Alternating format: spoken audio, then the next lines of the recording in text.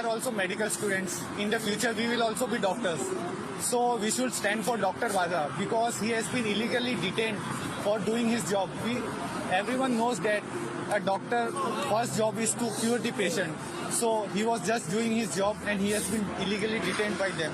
So we support Dr. Vaja and we are with them.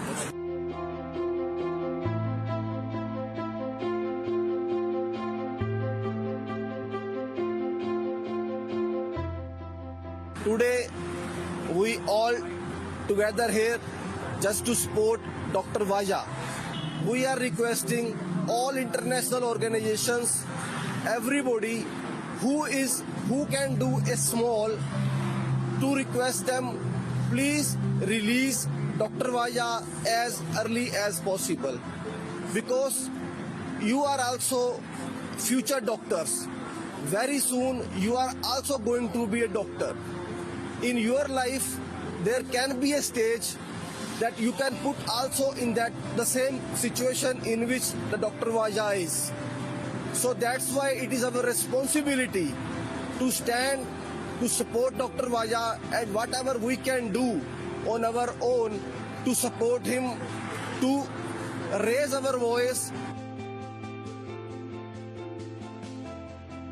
We support Dr. Vaja. We want justice for Dr. Vaja. We want justice for Dr.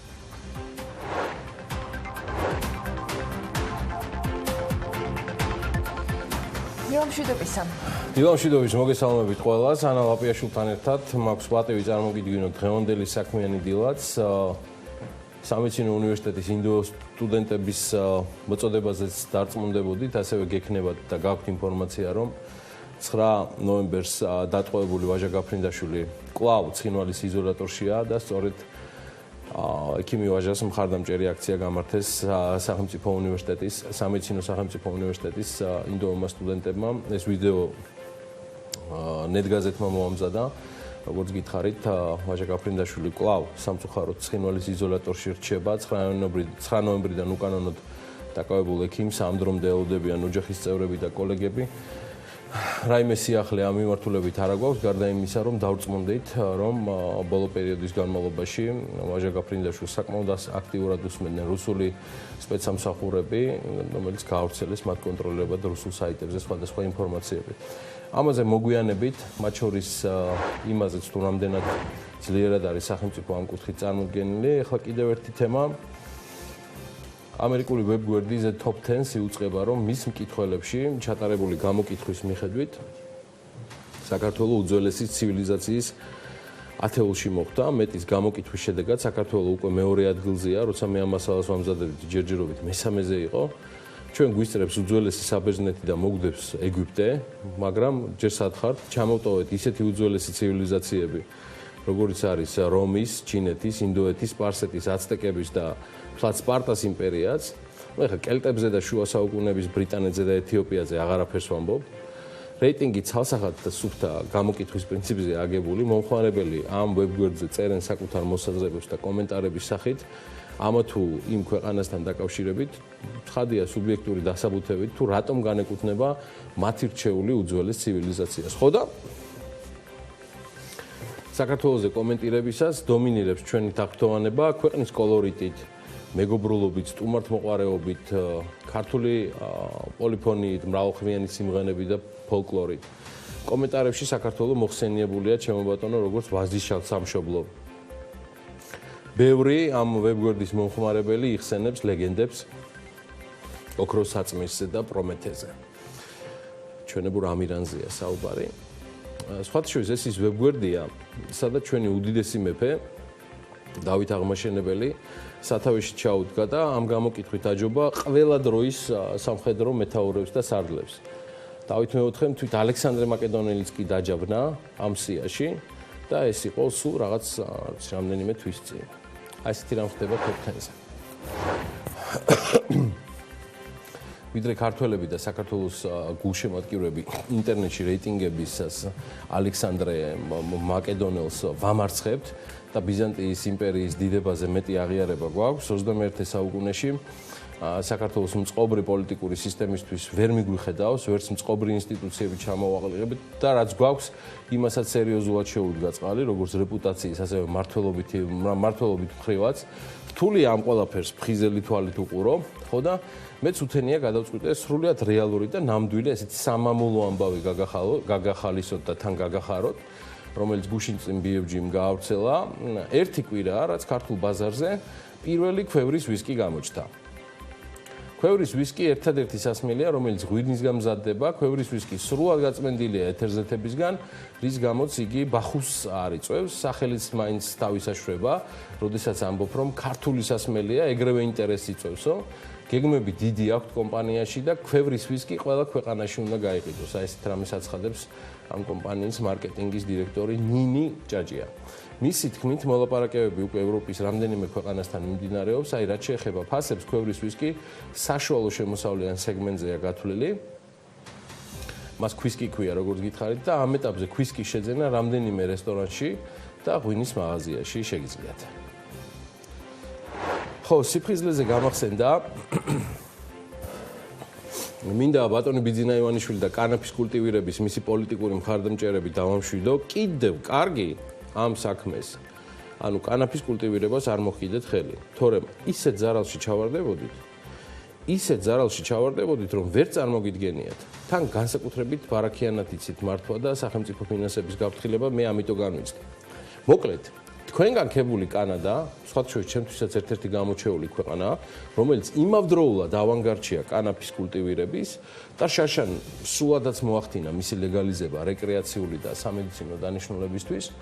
ფაქტია, კანადელებს აშკარად აერიათ პროგნოზები და კანაფის მარაგებმა 400 ტონით გადააჭარბეს დაგეგმილს, რაც არც მეტი არც ნაკლები 2.5 წლის მარაგია. ხო და იმის გამო, რომ პროგნოზები მოხმარებაზე ზედმეტად ოპტიმისტური იყო, დაგროვდა ჭარბი მოცულობის მარაგები და კანაფზე ფასიც რადიკალურად შემცირდა მოთხოვნასთან ერთად და მთლად Financial Times-ის ინფორმაციით ადგილობრივი მწარმოებელები პირდაპირ მიუთითებენ, რომ ფასი კი არ შემცირდა, ფასი უბრალოდ გამესამედდა.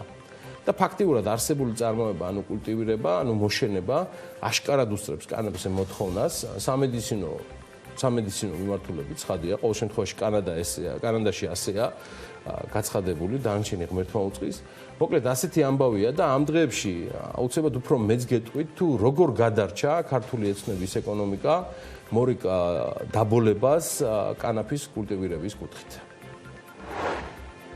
არ ვიცი, რამდენად გაგიქარებთ დარბს კანაბისის ამბავი მის კულტივატორებს, მაგრამ აი ესეთი ამბავიც არის, რომ ავსტრიაში სატვირთო მანქანით 20 ტონა შოკოლადი მოიპარეს. ყვილეულის ღირებულება 50,000 ევროს შეადგინა. მილკა შოკოლადებზეა საუბარი, რომელიც უცნობმა პირმა ქარხნიდან სატვირთო მანქანით გაიტაცა. მანამდე მან ქარხნის წარმომადგენლები დაარწმუნა, რომ იყო კურიერი. და როგორც ცნობილია, შოკოლადების ქარხანამ ადგილობრივ კომპანიას პროდუქციის ავსტრიიდან ბელგიაში ტრანსპორტირებას თხოვა და კომპანიამ შესაბამისი კონტრაქტი არც მეტი არც ნაკლები უნგრულ გადამზიდავ კომპანიასთან გააფორმა, რომელიც თავის მხრივ ჩეხი კონტრაქტორი დაიქირავა. ხო და თუმცა მძღოლი, რომელიც მივიდა შოკოლადის გადასატანად, სინამდვილეში, რა თქმა უნდა, არ იყო დაქირავებული პირი, მან გაყალბებული დოკუმენტები გამოიყენა და პროდუქციაც გაიტაცა. ევროპული მედიის ცნობით, მძღოლი და სატვირთო მანქანა ამ დრომდე არ უპოვიათ, ვინაიდან მანქანაზე მოპარული ნომრები ჰქონდათ მიმაგრებული. სადღაც 50 ტონა შოკოლადი ზის ხა ამ სატვირთოს ძღოლი და მიირთოს, აბა სხვა რა შეიძლება გააკეთოს. საჭიმალა.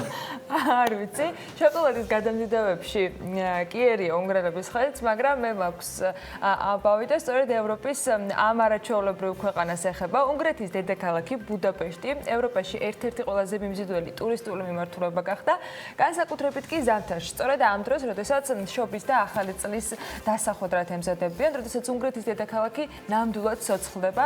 ამას წერს CNN-ი და იქვე აღნიშნავს, რომ ზამთრის მყუდრო გარემო და რომანტიული არქიტექტურული ქმნილებები ბუდაპეშტს ნამდვილ კლასიკურ საშობაო ფილმად აქცევს და ნამდვილად ასეა. CNN Travel-მა მკითხველს შესთავაზა ის საუკეთესო ადგილები, რომლებიც ვიზიტორებმა ბუდაპეშტში საახალწლოდ უნდა დაათვალიერონ. მათ შორის არის საშობაო ბაზრობა, რომელიც წმინდა სტეფანის მოედანზე ნოემბერში იწყება და იანვრის პირველ ნახევრამდე გრძელდება. და მთელი ეს ქუჩა არის ნამდვილად ულამაზესი. საციგურაო მოედანი ბუდაპეშტის პარკში, რომელიც ჯერ კიდევ 1870 წელს გაიხსნა და მას შემდეგ ახალი წლის ერთ-ერთ სიმბოლოდაც იქცა. წმინდა სტეფანეს სახელობის ბაზილიკას სინათლის შოუს ნახვასაც გვირჩევენ.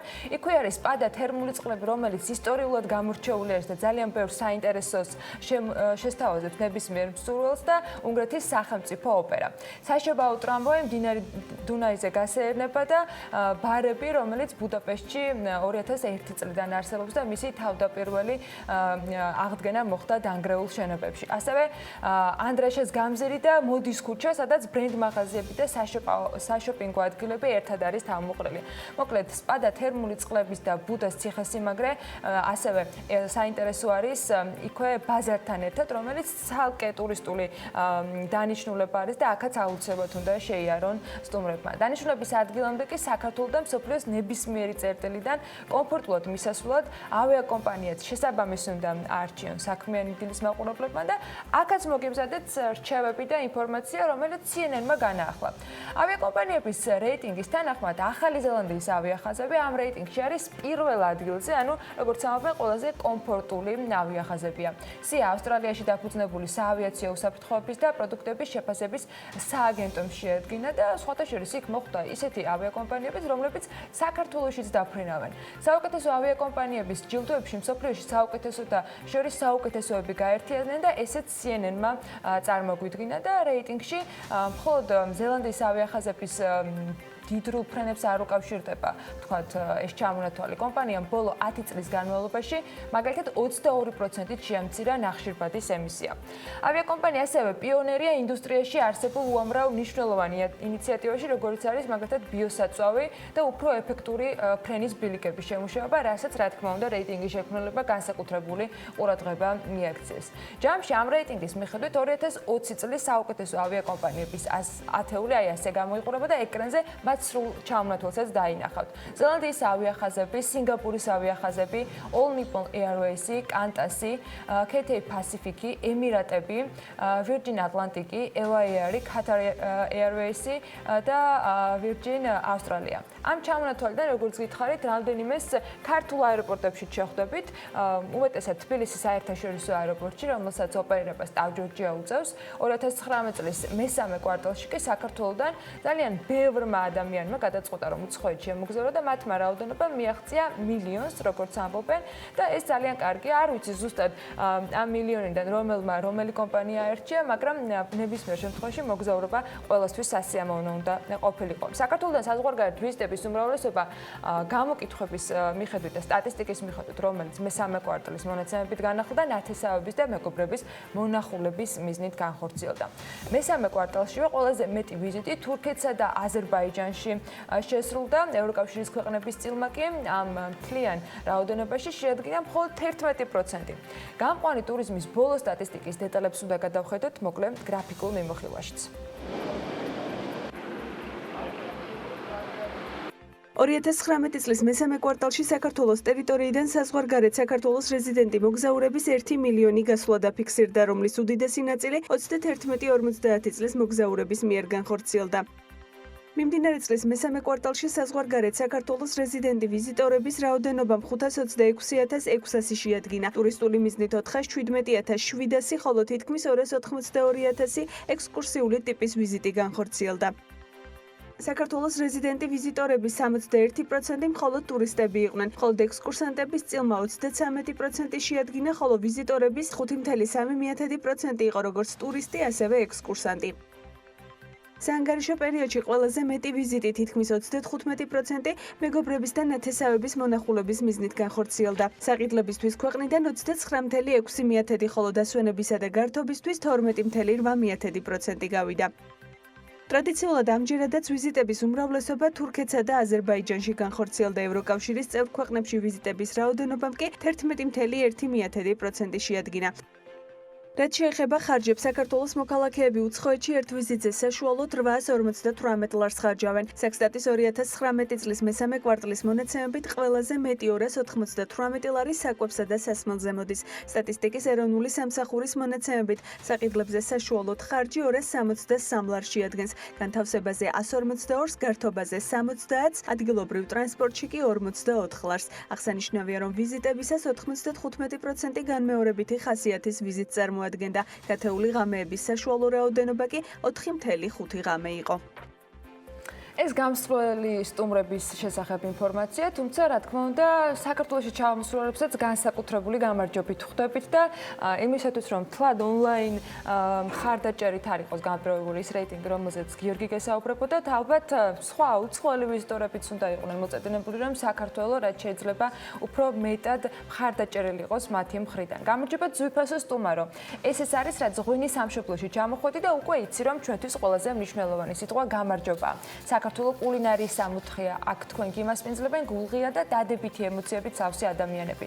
მასპინძლობა კი ჩვენი მეორე სახელია, ამის დასტურად გთხოვთ მიიღოთ პატარა საჩუქარი, როგორც წინასწარი ნიშანი განუმეორებელი მოგზაურობისა. გისურვებთ სასიამოვნო დროის გატარებას, შეხვედრამდე პატივისცემით საქართველო.